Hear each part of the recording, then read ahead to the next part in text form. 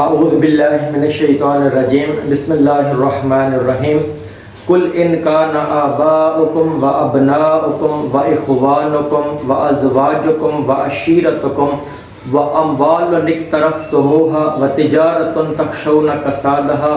و مساکن ترضونها احب الیکم من اللہ و رسولہ و جہاد فی سبیلہ فتربصوا حتی یأتی اللہ بامرہ واللہ لا یہدی القوم الفاسقین۔ صدق اللہ و مولانا العظیم۔ سورہ توبہ کی آیت نمبر 24 ہے۔ اللہ تبارک تعالیٰ نے فرمایا کہ میرے محبوب آپ لوگوں سے کہہ دیں ان کان آباؤکم،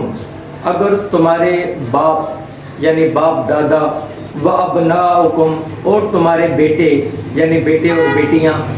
و اخوانکم اور تمہارے بھائی یعنی بھائی اور بہنیں،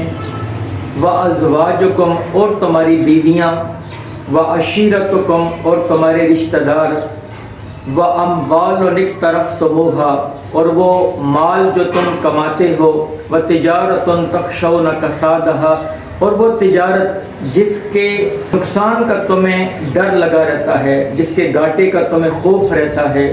و مساکن ترضونها اور وہ مکانات جنہیں تم پسند کرتے ہو۔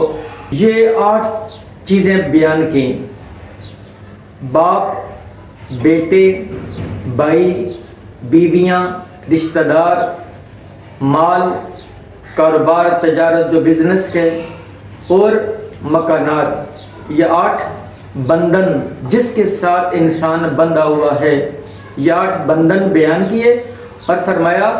احب الیکم من اللہ و رسولہ و جہاد فی سبیلہ، اگر یہ تمہیں اللہ اس کے رسول اور اللہ کے راستے میں جہاد کرنا یعنی جد و جہد کرنا، ان 3 چیزوں سے اگر ان کی محبت بڑھ گئی، احب الیکم من اللہ و رسولہ و جہاد فی سبیلہ، اگر ان کی محبت بڑھ گئی ان 8 چیزوں کی جو بندھن بیان کیے، جس کے ساتھ انسان بندھا ہوا ہے، جن سے محبت کرتا ہے، اگر یہ 8 چیزوں کی محبت اللہ کی محبت سے بڑھ گئی، رسول کی محبت سے بڑھ گئی، اور اللہ کے دین میں جو جد و جہد کی جاتی ہے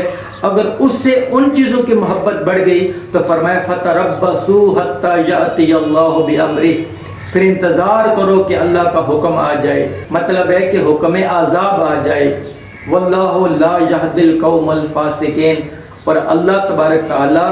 فاسق قوم کو کبھی ہدایت عطا نہیں فرماتا، یعنی کہ جو نافرمان لوگ ہوتے ہیں۔ اب یہاں پر سمجھنے کی یہ بات ہے کہ اسلام دین فطرت ہے۔ اب انسان طبعی طور پر اب ان چیزوں سے محبت کرتا ہے، یہ رشتے ہیں۔ اولاد کے دل میں ماں باپ کی محبت ہوتی ہے اور ماں باپ کے دل میں اولاد کی محبت ہوتی ہے۔ انسان اپنے بہن بھائیوں سے محبت کرتا ہے، شوہر کی بیوی سے، بیوی کی شوہر سے محبت ہوتی ہے، اور پھر رشتہ داروں کے ساتھ بھی محبت ہوتی ہے۔ انسان مال سے محبت کرتا ہے، کاروبار، تجارت، بزنس سے محبت کرتا ہے، اور پھر انسان اپنے مکانات کو دیکھتا ہے، اچھے لگتے ہیں، اس سے محبت کرتا ہے۔ تو محبت ایک فطری تقاضا ہے اور اسلام دین فطرت ہے۔ مگر اللہ تبارک تعالیٰ بتانا چاہتے ہیں کہ یہ جو محبتیں ہیں فقط انہیں محبتوں میں ہی گم نہ ہو جانا،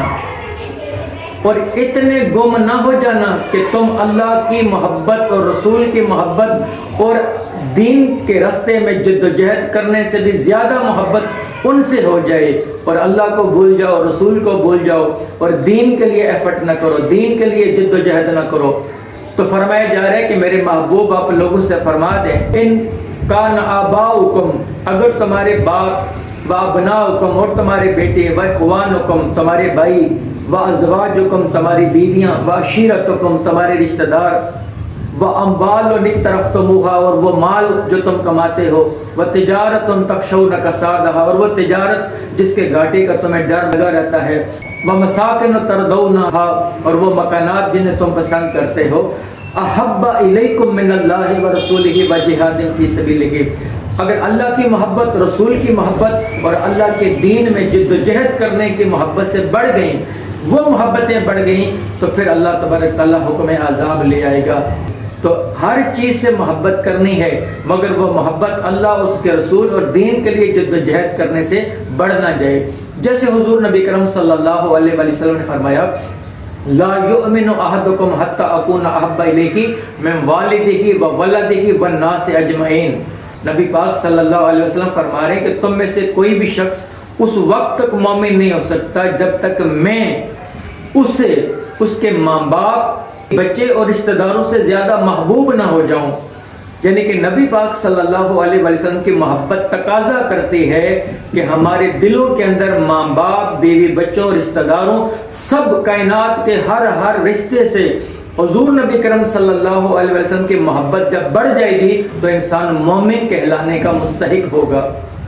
تو اسی طریقے سے سورہ توبہ کی آیت نمبر 24 میں فرمایا جا رہا ہے کہ دنیا کی چیزوں سے محبت کرو مگر وہ محبتیں اللہ کی محبت، رسول کی محبت اور دین کے لیے جد و جہد کرنے کی محبت سے بڑھ نہ جائیں۔ اگر وہ محبتیں دنیا کی بڑھ گئیں ان تین محبتوں پر تو پھر فرمایا کہ پھر میرا حکم عذاب آ جائے گا۔ تو اللہ تبارک تعالیٰ سے دعا کرنی چاہیے اور کوشش کرنی چاہیے کہ ہم دنیا کے اندر جو چیزیں ہیں ان کی محبت، ان تین چیزوں سے محبت سے بڑھے نا۔ سب سے زیادہ انسان اللہ کی محبت اپنے دل میں بسائے، رسول کی محبت اپنے دل میں بسائے اور دین کے راستے میں جد و جہد کرنے کی محبت اس کو اپنے دل میں بسائے، تب جا کر وہ انسان صحیح مومن ہوگا۔